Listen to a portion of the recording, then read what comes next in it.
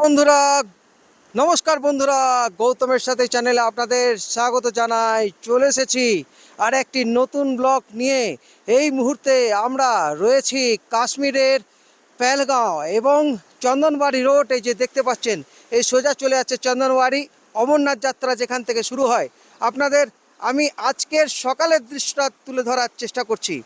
দেখুন বন্ধুরা, আপনারা সকালে যে এখন এই মুহূর্তে প্রায় 7:30 বাজছে, রীতিমতো -8 ডিগ্রি চলছে এবং কনকনে ঠান্ডা যাকে বলে, একদম বরফে মোড়া এই কাশ্মীর।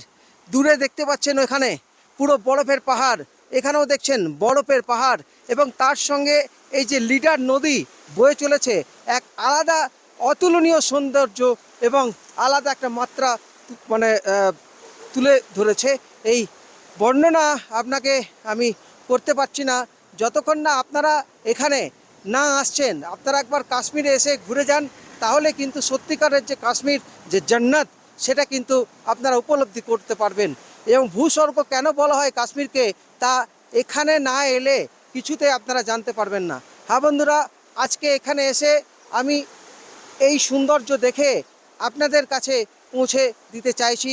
তাই এই সকাল সকাল দেখতে পাচ্ছেন রাস্তা শুনশান, মানুষজন প্রায় নেই বলতে গেলে, গাড়ি ঘোড়াও কিন্তু চলছে না।